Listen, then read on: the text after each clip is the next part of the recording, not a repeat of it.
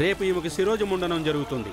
అప్పుడు ఈమె సంకల్పం తీసుకుంటుంది, ఇక నుంచి నేను సన్యాసినిగా జీవితం గడుపుతానని. ఈమె జీవితంలో రుచులు ఉండవు, ఎలాంటి సరదాలు సంతోషాలు ఉండవు.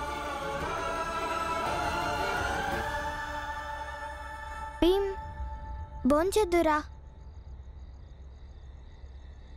అమ్మా, నాన్న, అత్త. ఏమైంది బాబు? మీ ముగ్గురికి అన్నీ తెలుసుగా? అయితే చెప్పండి, మా మాధవి అక్క భోజనం చేసి ఉంటుందో లేదో అని. ఎవరైనా చెప్పండి. ఒకవేళ మా మాధవి అక్క తిని ఉండకపోతే మరి నేను ఎలా తినగలుగుతాను? నేను మా అక్క కోసం ఈ మాత్రం చేయవచ్చు కదా. లేకపోతే ఇది కూడా విప్లవమేనా? నేను వెళ్తున్నాను ధ్రువ దగ్గరికి పడుకోవడానికి. మీరందరూ కూడా భోంచేసి పడుకోండి.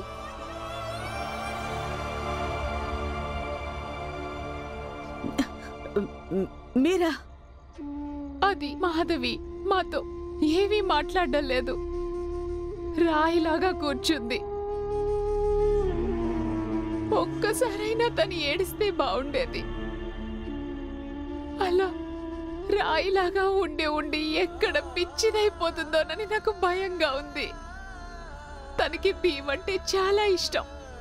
ఒకవేళ భీమ్ వచ్చి తనకి కనిపిస్తే తను అప్పుడైనా మాట్లాడుతుండొచ్చు.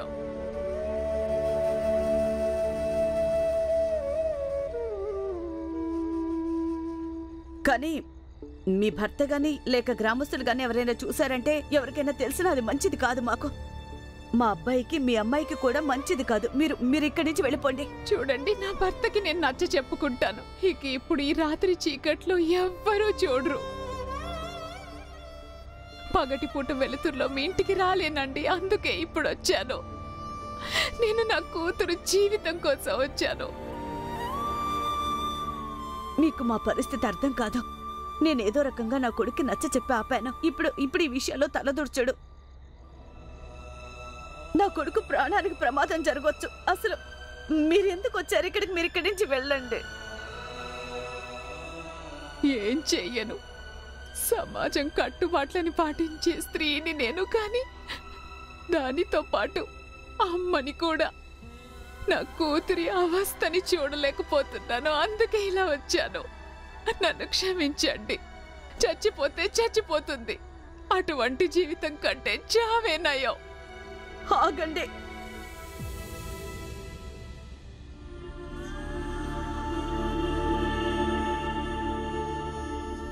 వెళ్ళు.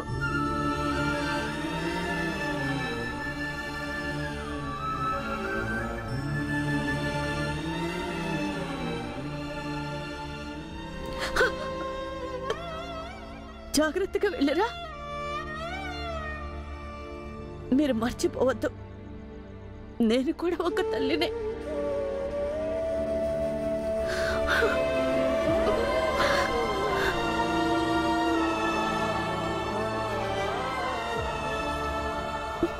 వెళ్ళరా.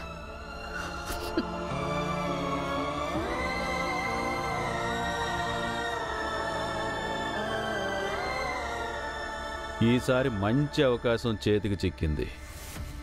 కమలా చావుకి ఇంకా మాధవి విధవరాలవటానికి బాధ్యత భీమరావు పైన తోసేద్దాం. అప్పుడు జనాలు వాణ్ణి అపశకునంగా భావిస్తారు, వాణ్ణి వాళ్ళకి దూరంగా ఉంచుతారు. ఒకటి అపశకుని, పైగా చిన్న జాతివాడు. అరే, ఇది ఆ సామెతలాగా లేదు, అసలే కాకరకాయ, దానికి తోడు ఉప్పు ఎక్కువైంది.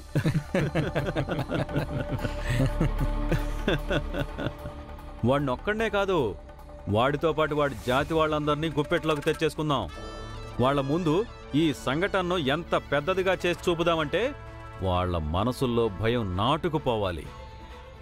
వాళ్ళేమనుకోవాలంటే భీమరావుతో ఎవరు సంబంధం పెట్టుకున్నా వాళ్ళ ఇళ్లలో కూడా అరిష్టం జరుగుతుందని. సేటు గారు, మీరు చాలా మంచి ఉపాయం చెప్పారు. సోదరులారా, ఇలా గనక చేశారంటే అప్పుడు ఆ భీమరావు ఇంకా వాడి కుటుంబం మీద ఇప్పుడు దాకా జరిగినవన్నీ లెక్కగట్టి ఒకేసారి కసి తీర్చుకోవచ్చు. ఆ భీమరావు పెద్ద మేధావి అనుకుంటున్నాడు. ఇప్పుడు తెలుస్తుంది వాడికి నీతులు చెప్పినందుకు పర్యావసానం ఎలా ఉంటుందో.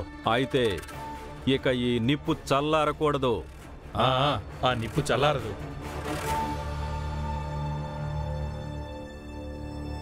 ఏయ్, నువ్వు మళ్ళీ వచ్చావా? పిల్ల చచ్చిపోతుంది, మాట్లాడనివ్వండి.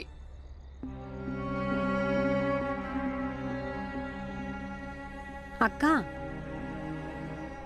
అక్క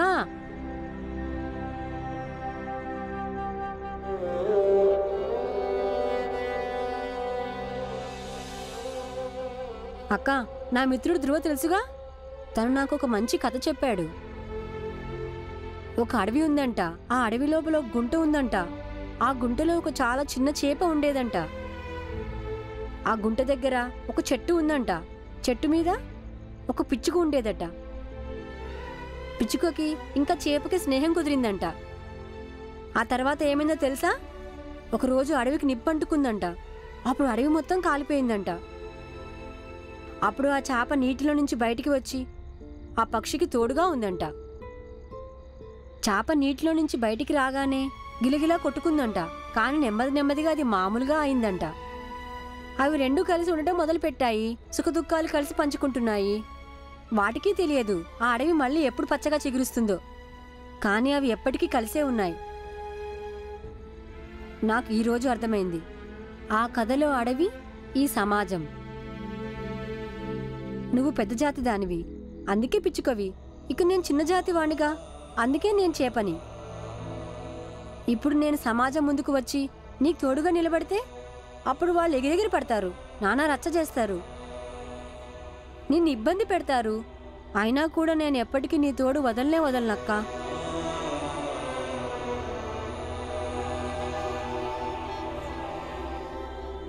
అక్క, ఏమైనా మాట్లాడు. ఇప్పుడు నీకోసం నేను అంత దూరం నుంచి, అది ఇంత రాత్రి వేళ వచ్చాను.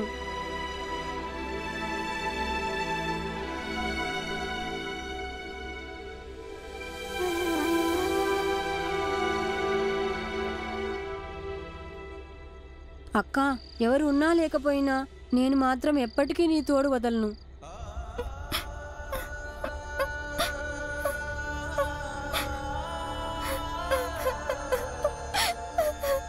అరే, వాడు మళ్ళీ ఏడిపిస్తున్నాడు మాధవిని. ఏడవనివ్వండి, కనీసం అలాగైనా మనసులో బాధ తగ్గుతుంది. లేకపోతే తను పడే బాధను భరించడం తన వల్ల సాధ్యం అయ్యే పని కాదండి.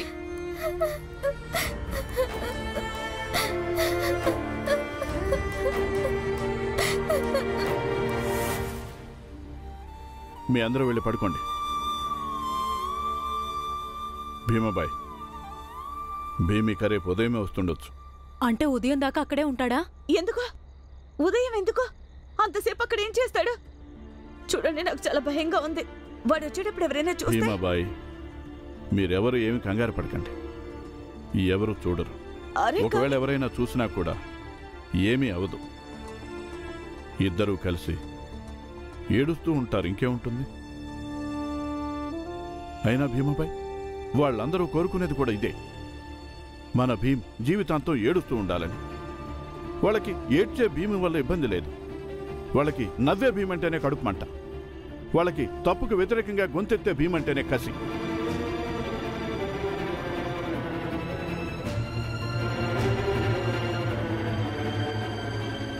నాన్న, వీళ్ళు చాలా విచిత్రమైన వాళ్ళు.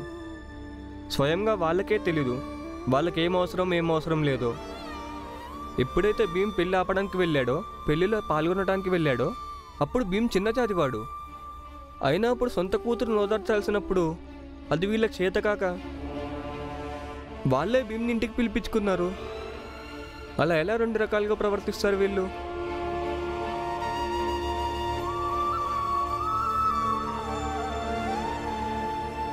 బాలా, ఎవరైతే భీముని ద్వేషించుకుంటూ వాణ్ణి తరుముతున్నారో వాళ్ళ సమాజం, వాళ్ళ శక్తి ఇకిప్పుడు భీముని పిలవడానికి వచ్చింది. ఆమె ఒక తల్లి, ఆమెది మమత. ఇక తల్లి మమత అలాగే ఉంటుంది. అలా అని మన చిన్న జాతి వాళ్ళని పెద్ద జాతి వాళ్ళు ఎప్పటికీ ఈసడించుకుంటారని కాదు. కొన్నిసార్లు ఇలాంటి అవమానాలు కూడా వస్తాయి. వాళ్ళు ద్వేషాన్ని మర్చిపోయి మనల్ని వాళ్ళ ఇళ్ళకి పిలుస్తారు. ఆనవాయితీ ప్రకారం ఎప్పుడైతే వీళ్ళ ఇళ్లలో ఆడవాళ్లు తల్లులైనప్పుడు అప్పుడు పిల్లలకి పురుడు పోయటం కోసం చిన్న జాతి ఆడవాళ్లే వెళ్తూ ఉంటారు. ఎందుకంటే పెద్ద జాతి వాళ్లకు ఒక నమ్మకం ఉంది, చిన్న జాతి ఆడవాళ్లు కాన్పు చేయడం వల్ల ఆ తల్లి బిడ్డలు ఇద్దరు కూడా సురక్షితంగా ఉంటారని. ఎందుకంటే చిన్న జాతి ఆడవాళ్ల దగ్గర ఆ పని చేసే నైపుణ్యం ఉంటుంది. ఇంకా తర్వాత వాళ్ళు నీడని చూసి కూడా పారిపోతారు. ఆ పిల్లలకు కూడా ఎప్పటికీ చెప్పరు ఎవరిని దుర్భాషలాడతావో, ఎవరిని చూసి తప్పుకుంటావో వాళ్ళైనా పుట్టడానికి సాయం చేశారని. దీన్నే ఉపకారానికి అపకారం అంటారు కదా నాన్న? కాదు, వీళ్ళది ద్వంద్వ ప్రవృత్తి. వీళ్ళు అవకాశవాదులు. అవసరమైనప్పుడు వీళ్ళు వాళ్ల కోసం సమాజంలోని చట్టాల్ని, శాస్త్రాల్ని, నియమాల్ని మార్చేస్తారు. తర్వాత మళ్ళీ వాటిని నిందించడం మొదలు పెడతారు. అన్నయ్య, వదిన, రండి కాసేపు విశ్రాంతి తీసుకుదురు గాని. పిల్లలు పదండి, పడుకోండి. వదినా మీరందరూ పడుకోండి. భీమా ఇంటికి వచ్చే వరకు నేను ఇక్కడే ఉంటాను. కానీ వాడు ఎప్పుడొస్తాడో ఎలా తెలుస్తుంది? ఎప్పుడైనా రాని వదినా. వాణ్ణి చూస్తే గానీ నా మనసు కుదుటి పడదు. మీరా, తనని ఉండనివ్వు. తనది తల్లి మనసు, తల్లి మమత.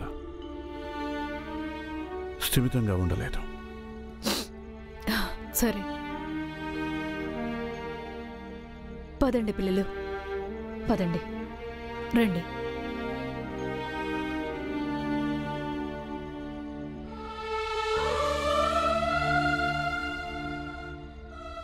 భీమాబాయ్, వెళ్ళండి, మీరెళ్ళి పడుకోండి. నాకు తెలుసు మీకు నిద్ర పట్టదని. అయినా కాస్త విశ్రాంతి తీసుకోండి. వెళ్ళండి.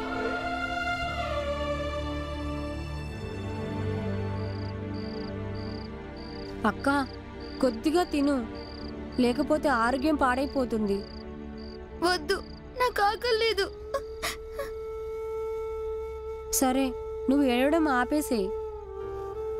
తమ్ముడు, ఇప్పుడు నేను విధవనైపోయాను. ఇక జీవితాంతం ఇలాగే ఉండాలి. ఇంకా రేపు ఉదయం వీళ్ళందరూ నా జుట్టు కూడా తీసేస్తారంట. నువ్వు ఆపుతావుగా వాళ్ళని?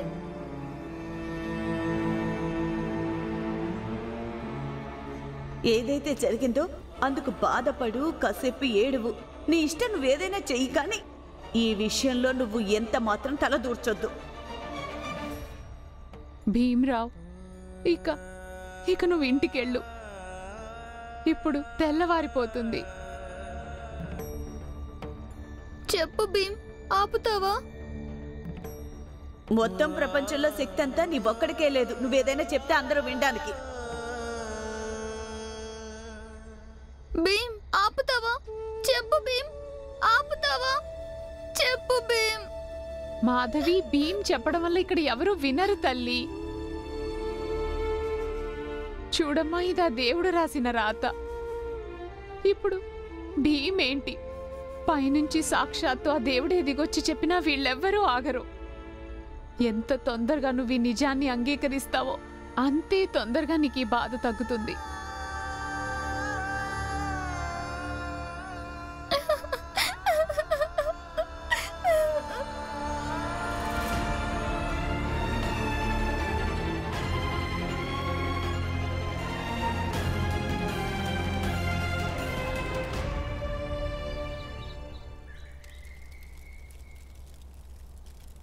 ఏయ్, ఆగాగు. నువ్వు నా కూతుర్ని కలవద్దు. అది ఈరోజు పొద్దుటి నుంచి మాతో ఏమీ మాట్లాడలేదు. అందుకే నా భార్య అనుకుంది నువ్వు తనకి కాస్తని ఓదార్పునిస్తావని. కానీ దాని అర్థం ఇది కాదు, మేమంతా మర్చిపోయామని. నువ్వు ఏ జాతి వాడివో. ఏమండి, సమస్య ఇదే. ఇప్పుడు మీరు మీ అమ్మాయి పరిస్థితిని పట్టించుకోకుండా ఇంకా స్వార్థంగానే ఆలోచిస్తున్నారు. అయితే ఈ విషయం కూడా బాగా గుర్తుపెట్టుకోండి. మీరిప్పుడు ఏం చేస్తారో మీరు చెయ్యండి, అలాగే నేనేం చెయ్యాలో అది నేను చేస్తాను.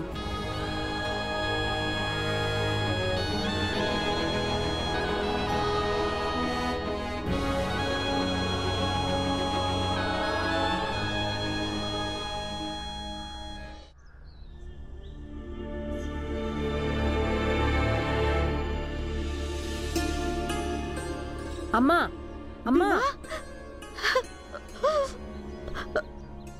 ఇంత ఆలస్యం చేసావేంటి భీమా? నీకేం కాలేదుగా? బానే ఉన్నావా? అమ్మా నువ్వు ఇక్కడెందుకు కూర్చున్నావు? అంటే రాత్రంతా నిద్రపోలేదా? నాకు నిద్ర ఎలా వస్తుంది? సరే సరే, పద పద, వెళ్ళి పడుకో.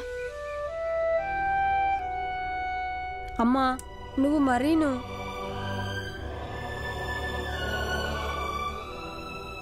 నా పిచ్చి పనుల కారణంగా నేను ఇబ్బంది పెడుతున్నాను కదూ.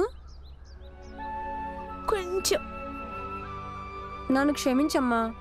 నేనేం చేయను చెప్పు.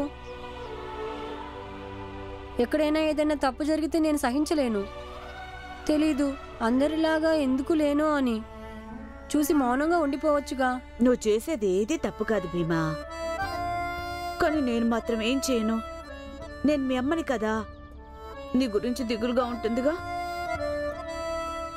భీమా, సమాజంలోని ఇంత పెద్ద పెద్ద విషయాలను అర్థం చేసుకుంటావు. అమ్మ మనసును కూడా అర్థం చేసుకో ఇప్పుడు.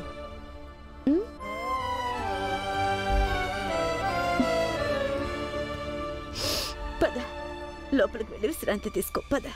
లేదు, ఇప్పుడు విశ్రాంతి కాదు, స్కూల్కి వెళ్ళడానికి తయారవ్వాలి నేను. అరే భీమా, భీమా నా మాట వినరా? అరే నువ్వు రాత్రంతా మెలుకునే ఉన్నావు. ఇలా అయితే నీ ఆరోగ్యం పాడవుతుంది.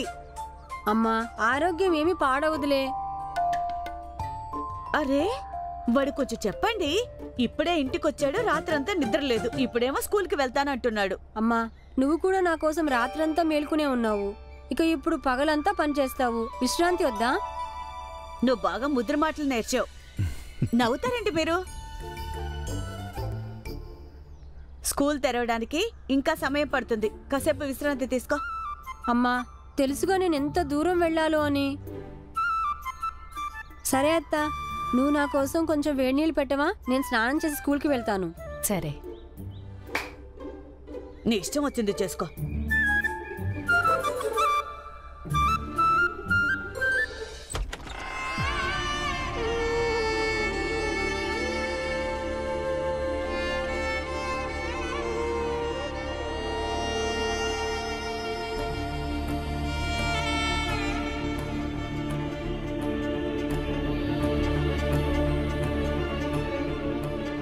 వదలండి నన్ను.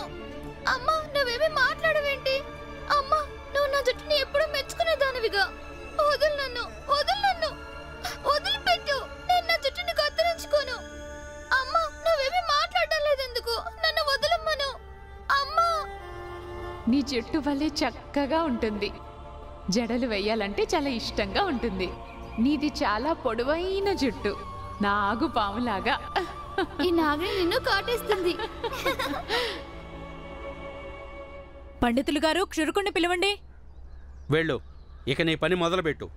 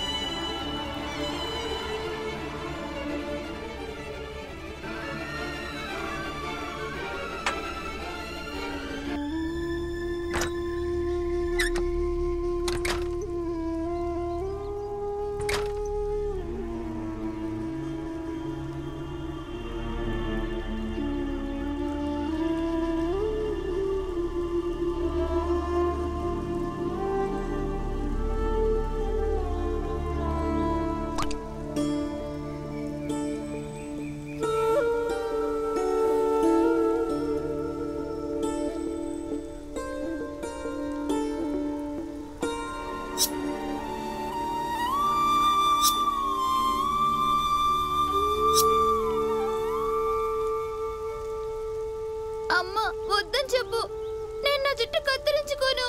ఇంకా ఎక్కువ మాట్లాడితే మూతి మీద కొట్టు, నోరు మూసుకుంటుంది. ఎప్పటి నుంచి చెప్తున్నా దీనికి?